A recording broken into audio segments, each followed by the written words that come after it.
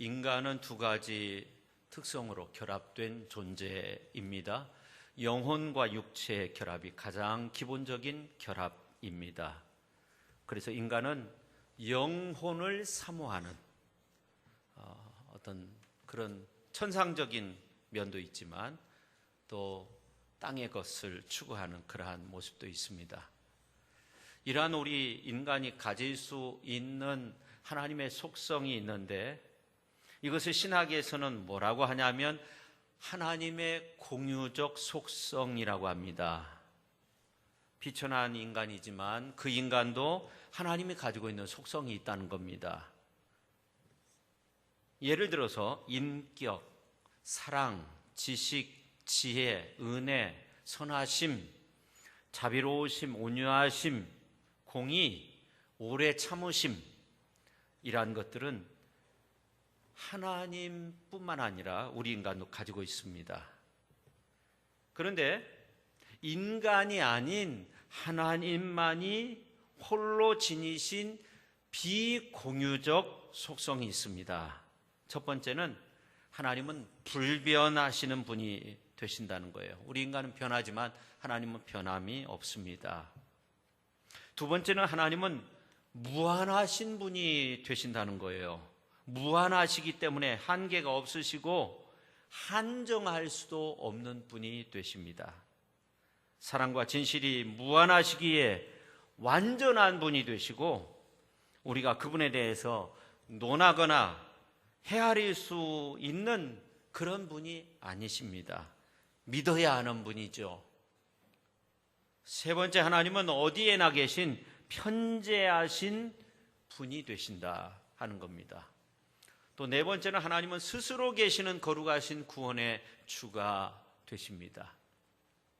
그래서 베드로전서 1장 16절에 있는 말씀을 보면은 하나님은 거룩한 분이기 때문에 우리도 거룩해야 된다. 그렇게 말씀하고 있어요. 다섯 번째, 하나님은 유일하신 분이 되십니다. 만물의 창조자 하나님은 유일한 분이 되십니다. 이스라엘아 들으라, 우리 하나님 여호와는 유일한 여호와시니 너는 마음을 다하고 뜻을 다하고 힘을 다하여 내 하나님 여호와를 사랑하라. 이러한 하나님의 비공유적 속성을 오늘 욥기에 나오는 말씀 속에서 욥의 고백을 통해서도 우리가 살펴볼 수 있습니다. 욥기서 42장 2절에 보면 주께서는 못하실 일이 없사오며 무슨 계획이든지 못 이루실 것이 없는 줄 아오니 그렇게 말씀하고 있어요. 이 말씀은 하나님에 대한 욥의 고백입니다. 하나님만이 지니신 비공유적 속성 중 하나님은 못하실 일이 없고 못 이루실 것이 없으신 분이 되신다는 거예요. 그래서 우리가 하나님 앞에 기도하는 거 아닙니까? 어떤 면으로 보면 욥은 모세보다 더 많이 하나님을 알았던 사람입니다. 야훼 하나님께서 모세에게 나타나셨어요. 떨기나무 불꽃 가운데서 자신의 모습을 말해 주었어요. 출애굽기 3장 14절에 있는 말씀을 보면 나는 스스로 있는 자니라. 또 이르시되 너는 이스라엘 자손에게 이같이 이르기를 스스로 있는 자가 나를 너에게 보내셨다 하라. 모세에게 출애굽의 사명을 맡기신 거죠. 그리고 이어서 출애굽을 위해서 모세가 구체적으로 이스라엘 백성들에게 어떤 말들을 해야 되는가에 관한 말씀도 알려주셨어요. 그 내용이 출애굽기 3장 15절에서 22절까지 나옵니다. 그리고 그 말씀 가운데 보면 이스라엘 백성들이 출애굽할 때 빈손으로 나오지 않는다는 이러한 말씀까지 기록하고 있어요. 그런데 이어지는 출애굽기 4장 1절 말씀부터 보면 이러한 야훼 하나님의 말씀을 들은 모세가 대답하는데 그러나 그들이 나를 믿지 아니하며 내 말을 듣지 아니하고 이르기를 여호와께서 내게 나타나지 아니하셨다 하리이다. 그들이 나를 믿지 않는다는 거예요. 그랬을 때 야훼 하나님께서 모세에게 여러 가지 표징을 보여주십니다. 그렇지만 모세는 끝까지 자신의 약함을 고해요. 저는 약합니다. 그때 하나님께서 내가 너를 통해서 보여주는 여러 가지 표적을 통해서, 어떤 이적을 통해서 너가 전한 말을 믿게 될 거다, 그런 말까지 하십니다. 그런데도 모세가 하는 말이, 출애굽기 4장 13절에 보면 모세가 이르되 오 주여 보낼 만한 자를 보내소서, 그렇게까지 대답을 해요. 나중에는 이제 따르게 되죠. 모세가 야훼 하나님의 말씀대로 이제 이스라엘 백성들에게 가서 이스라엘 백성들 출애굽시키죠. 근데 욥은 반대였어요. 욥기서 1장 1절 말씀을 보면 욥이라는 사람이 있었는데 그 사람은 온전하고 정직하고 하나님을 경외하고 악에서 떠난 자였다고 그렇게 말씀하고 있어요. 욥은 자녀들이 큰 잔치를 열고 그 다음날 이제 잔치자리에서 죄를 지었을까 봐 자녀들을 불러가지고 성결케 하고, 그리고 자녀들의 숫자대로 번제를 하나님 앞에 드렸어요. 이렇게 욥은 온전하고 정직하고 하나님을 경외하고 악에서 떠난 자였습니다. 그런데 하루아침에 모든 것들을 다 잃게 돼요. 모든 재산 잃고 10남매 다 잃고, 그 다음에 아내는 차라리 하나님이 욕하고 죽으라 그렇게 말하고 떠나갔고, 몸은 욥기서 2장에 있는 말씀을 보면 발바닥에서 정수리까지 종기가 나가지고 1시간도 1분도 그렇게 편안하게 지낼 수 없는 가운데 있었습니다.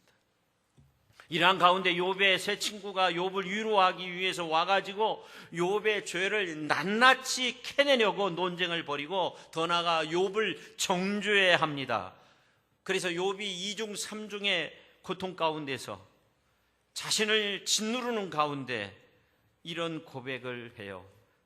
내가 가는 길을 그가 하시나니 그가 나를 단련한 후에는 내가 순금같이 되어 나오리라, 그런 고백을 해요. 참 놀라운 고백이에요.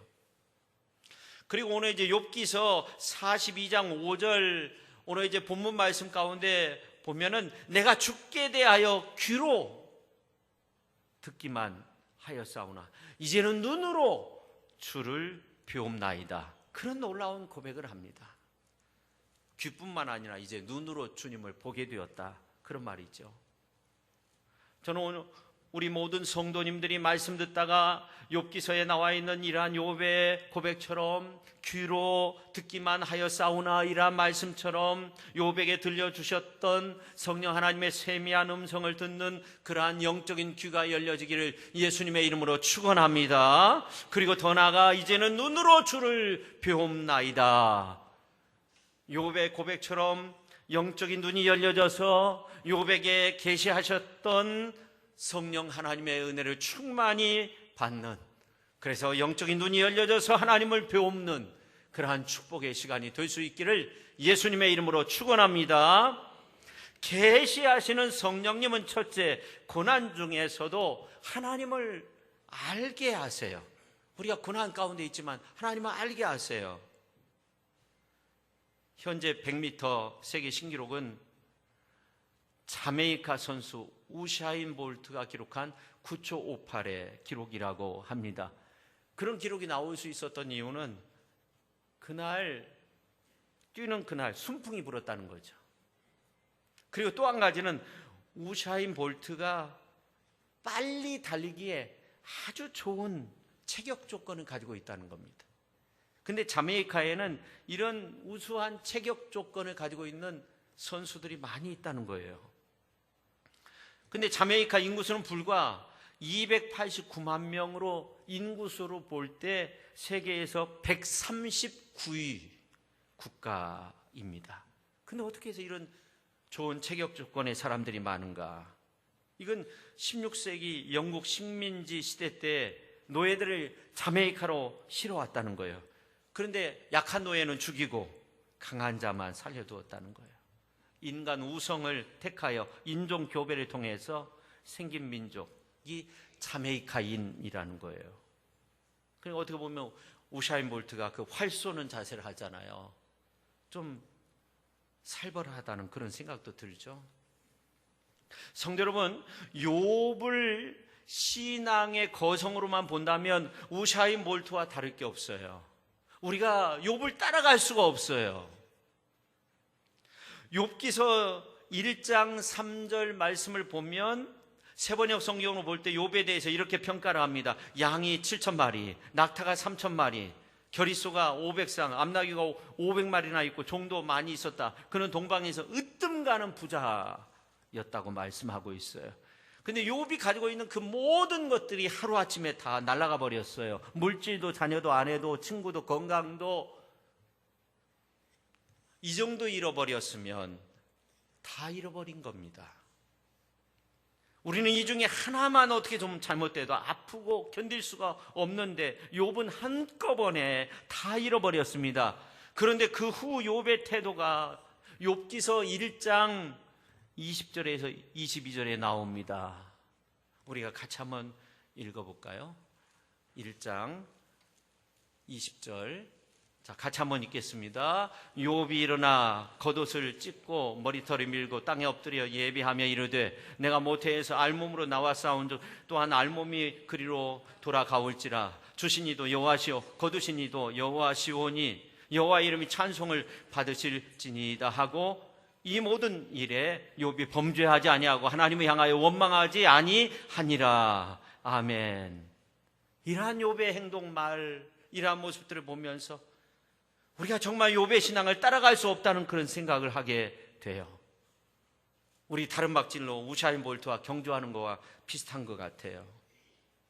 우리가 욥과 같이 갑절의 축복을 받기 위해서 우리는 더 잃어버려야 되고 더 깨져야 되고 더 고통당해야 되고 그래도 하나님을 부인하지 않고 찬송해야 하고 그래서 욥과 같은 신앙 거성이 되어야 한다면 솔직한 우리의 심정은 어떻습니까? 욥의 신앙 감당할 수 있겠어요?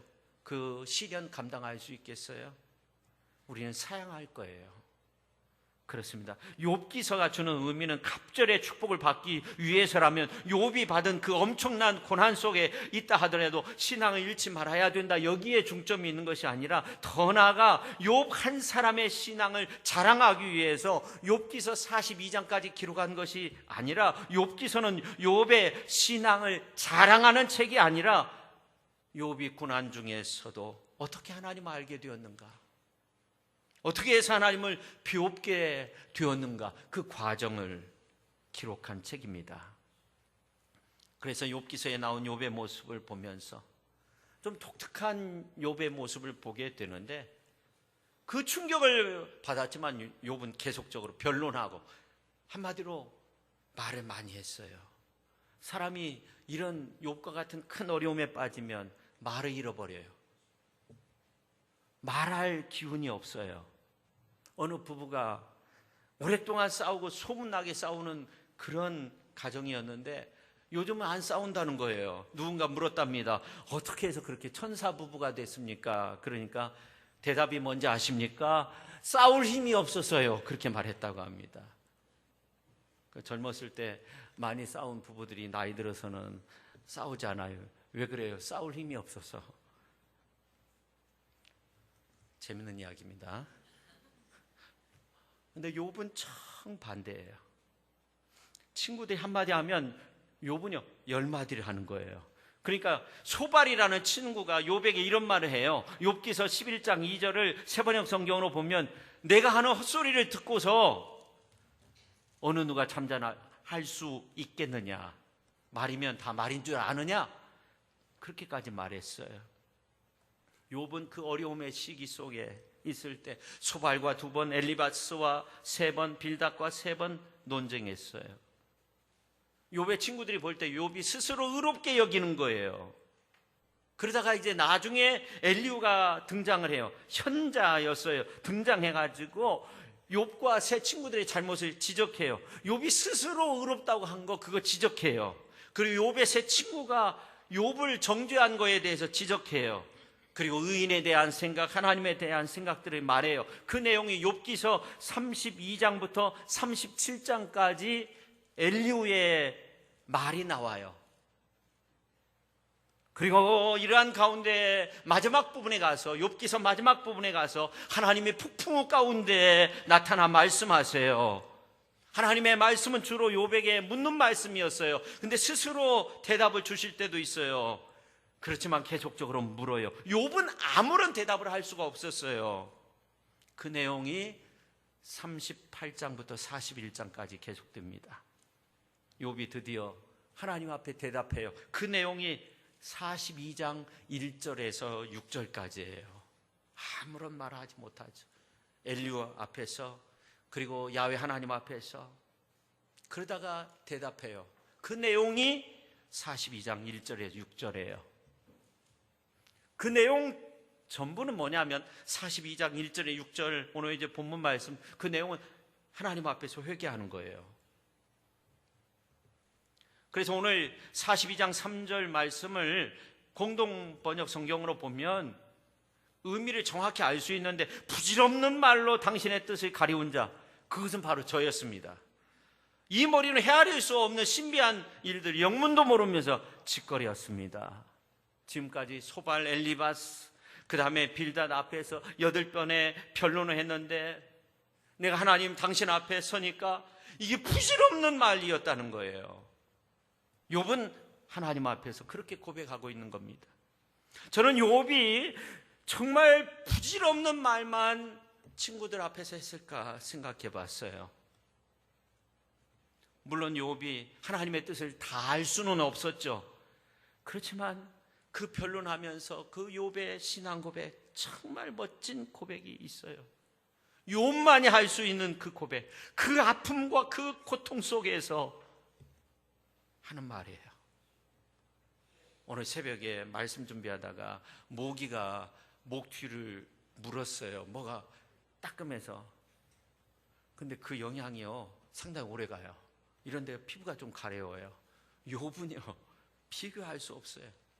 머리 끝에서 발끝까지 종기가 나가 기왓장으로 막 긋고 많은 그 어려움 속에서 그 울부짖는 신앙의 고백, 믿음의 고백, 정말 귀하다고 생각합니다.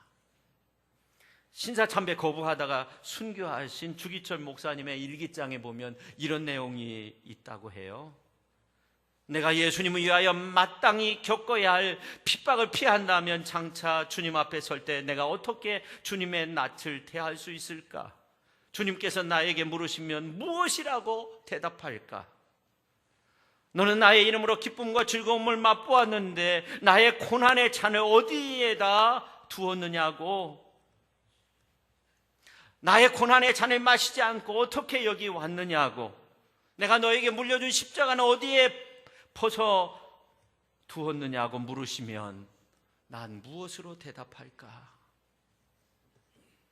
주님 내게 오시면이라는 복음성가가 바로 이 고백 속에서 만들어진 것 같아요. 주님 내게 오시면 나 뭐라고 대답할까? 손양원 목사의 9가지 감사, 여러분 아시죠? 두 아들 순교한 후에 9가지의 감사를 드렸어요. 나 같은 죄인 혈통에서 순교의 자식이 나게 하셨으니 감사합니다. 허다 많은 성도 중에서 이런 보배를 주께서 내게 맡겨주셨으니 감사합니다.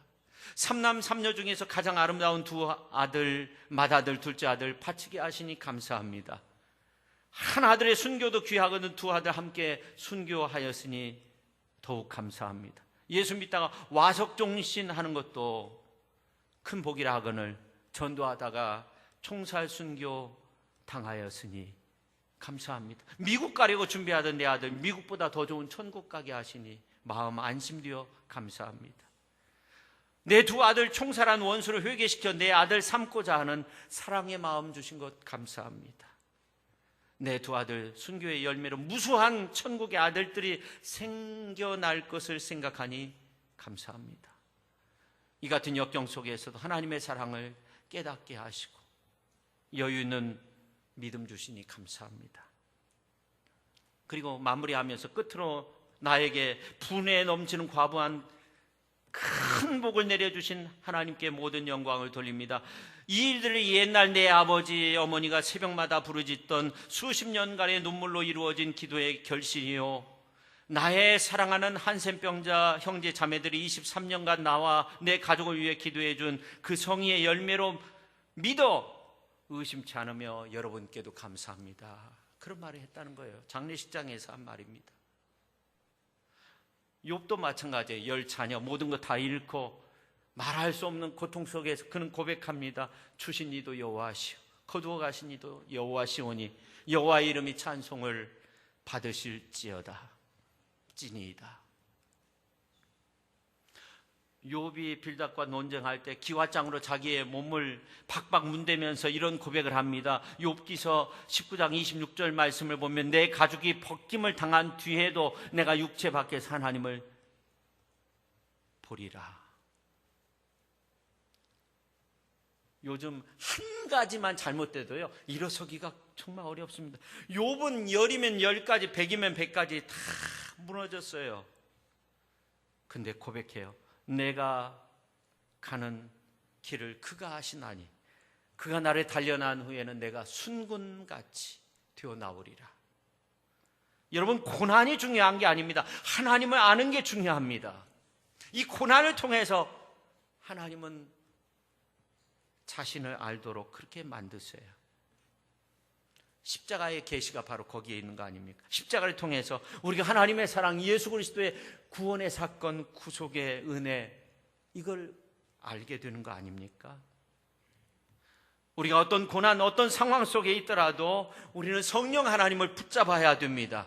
놀라운 것은 욥이 주여 내게 알게 하옵소서. 오늘 이제 4절, 욥기서 42장 4절에서 내가 하나님을 알게 해달라고 그렇게 기도했는데 5절 말씀 가운데 보면 귀로만 듣던 하나님을 이제 눈으로 보게 되었다고 그렇게 고백하고 있어요. 욥이 그랬던 것처럼 오늘 우리의 삶의 고난이 중요 요인이 아닙니다. 하나님을 아는 겁니다. 주는 그리스도시요 살아계신 하나님의 아들입니다. 베드로가 이런 놀라운 고백을 합니다. 바요나시므나 내가 복이 있다.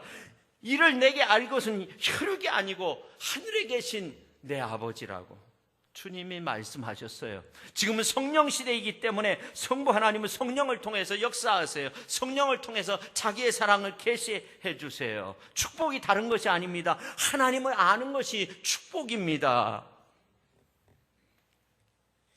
성령 하나님을 통해서 하나님의 말씀이 깨달아지고 하나님을 알게 되고 하나님의 사랑을 알게 되고 깊게 체험하게 되고 영적인 눈이 열려져서 하나님을 배울 수 있다면 그때부터 축복을 더하는 삶이 우리에게 아름답게 나타나게 될 줄로 믿으시기를 바랍니다.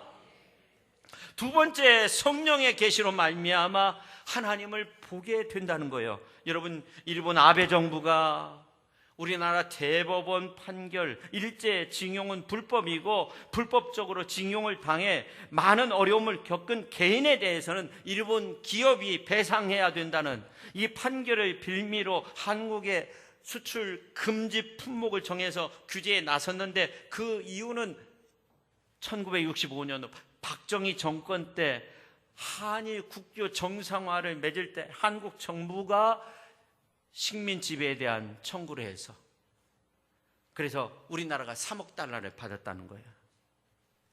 근데 그것이 제2의 을사조약이라고 하잖아요. 청구한다는 거 있을 수 없는 것이고 우리는 식민지 만든 것 그 자체가 불법이라는 거예요. 이게 불법이라는 겁니다. 징용한 거 불법이라는 거예요. 그러나 일본 사람들이 이거 합법적으로 된 거다 그렇게 말하는 거예요. 거기에 차이가 있다는 거예요. 당시 일제에 의해서 강제 징용된 사람이 전국적으로 30만 명 정도 그 이상 된다고 하죠. 금산군에서만 3천 명 정도가 된다고 해요. 살아 돌아온 사람도 많이 있지만 그곳에서 죽은 사람도 많고 식민지 백성 데려다가 얼마나 학대를 했겠어요. 아베 정부는 이거 합법적이었다 하는 거예요. 불법이 아니다는 거예요. 그래서 100가지 목록을 딱 보면 한국이 가장 타격을 받을 수 있는 그런 목록들이 있는데 대부분 90 몇 번째 이런 것들을 건드려 놓고 그 다음에 올라가는 것이 아니라 첫 번째 것, 두 번째 것, 세 번째 것을 갑자기 때려버린 거죠. 그래서 아베 정권을 연장하고 일본이 가지고 있는 평화 헌법을 바꿔서 침략할 수 있는 나라로 그렇게 만들겠다는 거예요. 저는 이러한 일본의 태도를 보면서 시편 123편의 말씀이 생각났어요. 하늘에 계시는 주여, 내가 눈을 들어 주께 향하나이다. 상전의 손을 바라보는 종들의 눈같이, 여주인의 손을 바라보는 여종의 눈같이 우리의 눈이 여호와 우리 하나님을 바라보며 우리에게 은혜 베풀어 주시기를 기다리나이다. 그 다음 같이 한번 읽죠. 여호와여, 우리에게 은혜를 베푸시고 또 은혜를 베푸소서. 심한 멸시가 우리에게 넘치나이다. 안일한 자의 조소와 교만한 자의 멸시가 우리 영혼에 넘치나이다. 여러분, 우리가 이 한반도를 위해서 기도해야 되지만 이 남한을 위해서, 우리가 살고 있는 이 땅을 위해서 눈물로 기도해야 할 때입니다. 북한의 도발도 위험하지만 일본이 아주 맘먹고 덤벼들고 있어요. 과거 일제시대 때 이준 열사나 윤봉길 의사처럼 우리가 그렇게 싸울 수 있는 것은 아니잖아요. 여러분, 우리가 기도로 승리해야 됩니다. 물론 지금부터라도 국민들의 단합된 힘을 보여줘야 됩니다. 우리 모두가 이 나라 경제 도약을 위해서 기도해야 됩니다.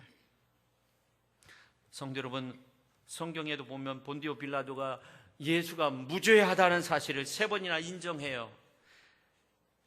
그런데 무리들이 예수를 십자가에 못 박으라고 하니까 어떻게 돼요?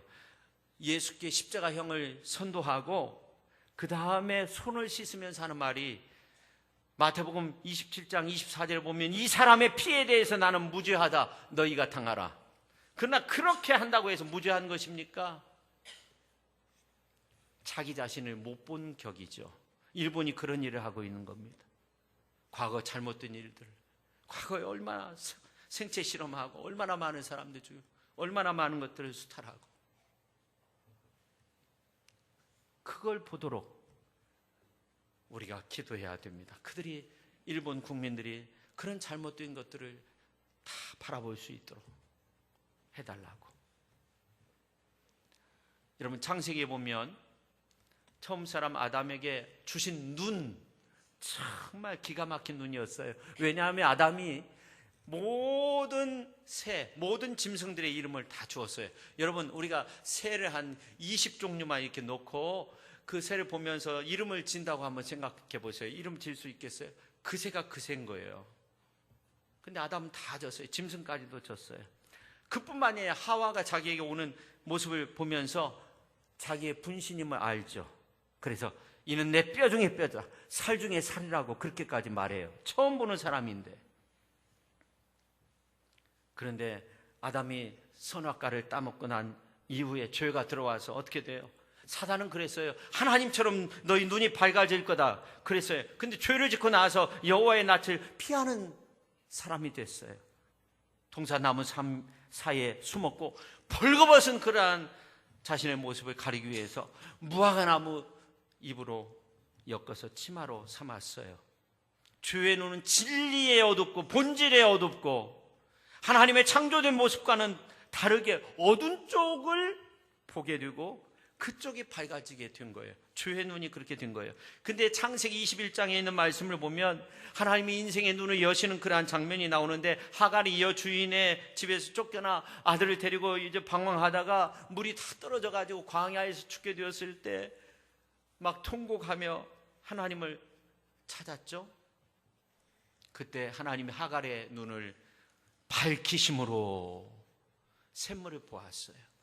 하나님 하갈의 눈을 여심으로 무엇이 보였어요? 샘물이 보여진 거예요. 하나님이 밝혀주셔야 진짜가 보이는 거예요. 생명 샘물이 보이는 거예요. 길이요 진리요 생명된 우리 주님이 보이게 되는 겁니다. 축복이 보이게 되는 거예요. 하나님께서 원하시는 삶의 모습이 무엇인가를 우리가 볼 수 있는 겁니다. 이렇게 계시하시는 성령님은 죄로 가득한 우리의 눈을 영적인 눈으로 밝혀주시는 줄로 믿으시기를 바랍니다. 할렐루야. 그 사도 바울이 에베소 교인들을 위해서 기도해요. 지혜와 계시의 영을 너희에게 주사 하나님을 알게 하시고 너희 마음의 눈을 밝히사 그의 부르심의 소망이 무엇이며 성도 안에서 그 기업의 영광의 풍성함이 무엇이며 그것을 간구한다는 거예요. 그 내용이 에베소서 1장 17절부터 19절까지 나옵니다.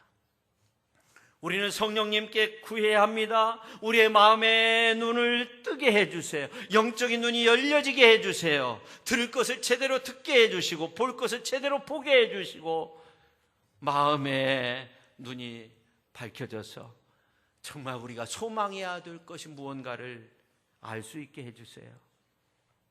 사도 바울이 그렇게 기도한 것처럼 우리들도 그렇게 기도해야 돼요.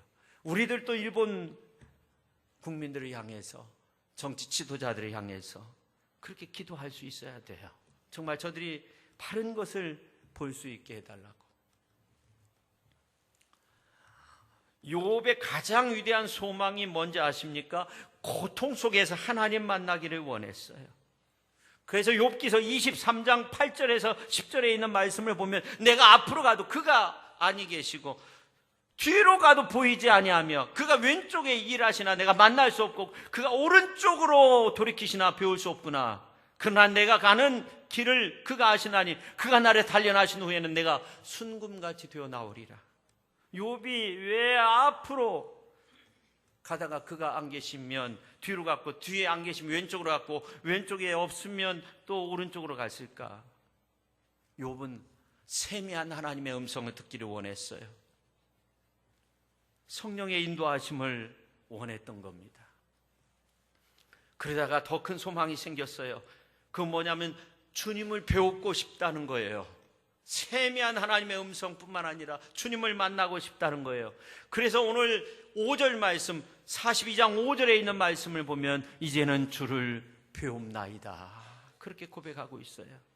욥은 고난 속에서 삶의 어떤 상황 속에서도 하나님을 구했습니다. 눈으로 주를 배웁나이다 그런 놀라운 고백을 했어요. 말씀을 마치고자 합니다. 눈은 마음을 대변합니다. 하나님의 눈은 우리의 마음을 터치하세요. 주님의 은혜도 우리의 마음을 터치하세요. 우린 베드로를 보면서 그 사실을 알 수 있는데 가야바 집들에서 베드로가 예수님을 3번씩이나 부인하게 됩니다. 예수님은 신문 받고 고난 받고 있을 때예요. 3번 부인할 때 저주까지 하고 맹세까지 했어요. 예수님의 면전에서 그렇게 한 거예요. 여러분, 우리는 그렇게 되어서는 안 돼요. 근데 바로 그때 예수님은 어떻게 하세요? 누가복음서 22장 61절에 있는 말씀을 보면 주께서 돌이켜 베드로를 보시니, 돌이켜 보시니, 엠플레포란 말인데 그 뜻은 뭐냐면 신문을 받으시던 예수께서 베드로의 눈을 똑바로 보셨다는 거예요. 똑바로 보셨다는 거예요. 정확한 눈이시죠. 요한복음서 1장에 있는 말씀을 보면 예수님과 시몬 베드로와 처음 만남의 사건이 기록되어 있는데 예수님은 베드로를 만나자마자 대뜸 뭐라고 하세요? 너 이름이 이제 앞으로 게바라 하라. 이 게바는 반석이라는 거예요. 너 이름이 이제 반석이라고 그렇게 지어라 하는 거예요. 그런데 신문 받는 예수님의 눈이 베드로의 마음 반석을 터치하고 있는 거예요. 너 반석이잖아. 너 반석인데 왜 부인하고 있어? 저주까지 하고 맹세까지 하고 그런 반석의 마음을 터치하고 있는 거예요. 그래서 정말 베드로가 페트로 반석이 된 거 아닙니까? 욥도 같아요. 하나님은 맨 처음 욥을 향해서 순전한 욥이라고 했어요. 근데 욥기서 1장에 나와 있는데 하나님이 직접 나타나셔서 어떤 마음을 터치하세요? 순전한 마음을 터치하세요.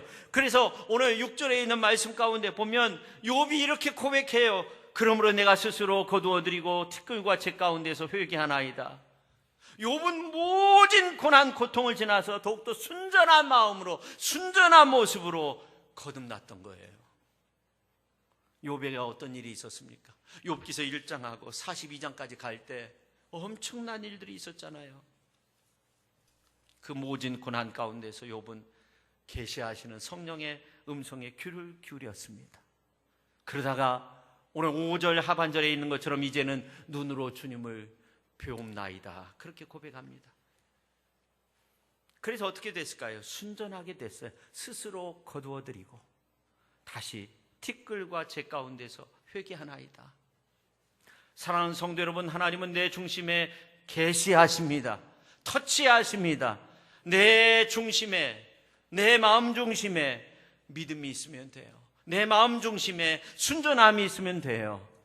주님을 사모함은 머리로 하는 것이 아니라 마음으로 하는 겁니다. 우리 마음 안에 성령께서 계시고, 성령께서 역사하시고, 성령께서 나타나시고, 성령께서 터치하시고, 성령께서 어루만져 주시고, 그러므로서 주님을 배웁는 그 은혜, 여러분의 일생의 모습이 주님을 배웁는 은혜, 그 속에서 승리의 삶을 살아가실 수 있기를 예수님의 이름으로 축원합니다.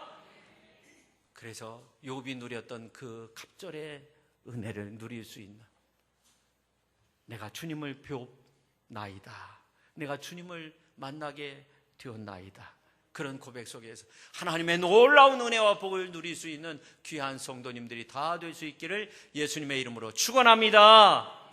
기도하겠습니다. 살아계신 하나님 아버지, 순전한 욥에게 오셔서 하나님을 알게 하시고, 하나님을 만나게 하시고, 하나님을 배울 수 있는 은혜의 역사로 함께해 주셨습니다. 우리가 일평생 살면서 수많은 어려움의 일들을 경험할 때마다 그 고통, 어려움, 그것이 삶의 중요한 요소가 아니라 하나님을 아는 거, 하나님을 만나는 거, 하나님을 배우는 거, 인생길 걸으며 하나님을 마음 중심에 모시고 사는 거, 하나님과 함께하는 삶, 이것이 얼마나 중요한 것인가 하는 것을 오늘 욥의 모습을 통해서 계시하는 그러한 성령 하나님의 모습 속에서 우리가 다시금 깨닫게 하시고 또 발견하게 하시고 그 가운데서 살아갈 수 있게 하여 주시니 감사합니다. 우리 모두가 하나님 앞에 큰 영광 올려드리는 그러한 축복의 인생, 축복의 삶이 되게 하여 주옵소서. 예수님의 이름으로 기도하옵나이다. 아멘.